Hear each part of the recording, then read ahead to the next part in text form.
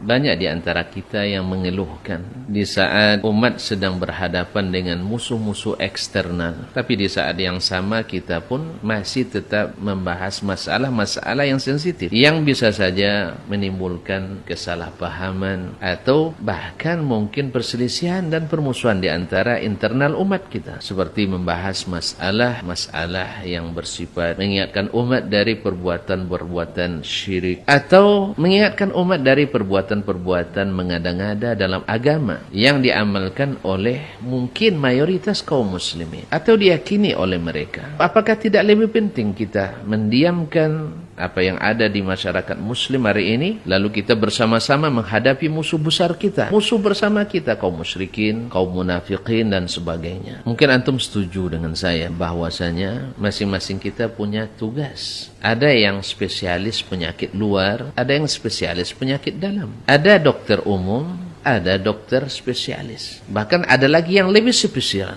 Yang dokter umum punya tugas dan itu penting. Dan biasanya bisa mendeteksi penyakit-penyakit yang sifatnya luar. Dan ada dokter yang spesialis, yang hanya ketika dokter umum tidak bisa menangani, ditangani oleh dokter-dokter spesialis ini. Demikian juga dalam agama ini, bahwa musuh-musuh eksternal sepakat kita bahwa mereka adalah orang yang berbahaya. Tetapi menghadapi musuh eksternal bukan berarti kita tidak membersihkan barisan kita, tidak merapikan barisan kita, tidak meluruskan kekeliruan kita. Karena apa? Karena sesungguhnya memperbaiki yang di dalam sebelum menghadapi yang di luar mungkin lebih penting. Sebab kekuatan itu adalah di saat semua sistem yang ada di dalam kita adalah sesuai dengan yang telah ditentukan oleh Allah dan Rasulnya sallallahu alaihi wasallam. Maka mengembalikan umat dari syirik kepada tauhid itu jauh lebih penting daripada mengurus kesyirikan orang lain yang di luar umat Islam, atau mengembalikan umat yang jauh menyimpang daripada Al-Quran dan Sunnah Nabi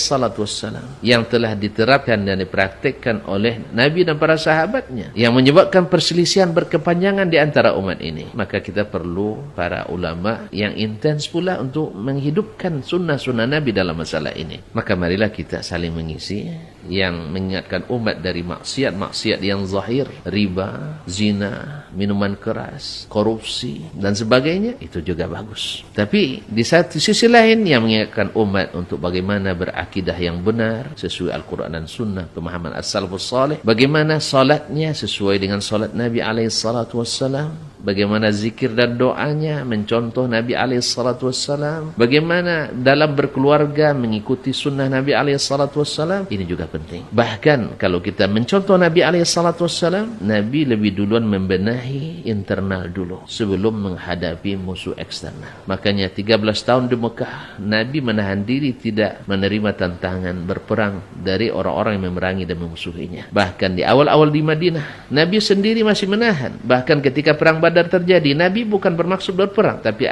ingin mengambil kembali hak mereka yang dirampas oleh orang-orang Quraisy. Dan perang Uhud pun karena orang Quraisy yang menyerang Nabi ke Madinah alaihissalam. Jadi Nabi membenahi bangunannya, rumah Islam ini, dari akidahnya, daripada ibadahnya, muamalahnya, akhlak dan adabnya. Di saat mereka satu dalam masalah ini, maka kekuatannya susah untuk dipecahkan. Tapi hari ini dengan keadaan umat yang berpecah belah dalam akidahnya, bercanggah dalam ibadahnya, berselisih dalam muamalahnya, dan akhlak dan adabnya yang juga tidak seragam, maka kekuatan apa yang bisa kita banggakan menghadapi musuh yang di luar? Rabbani, merajut ilmu dan peradaban.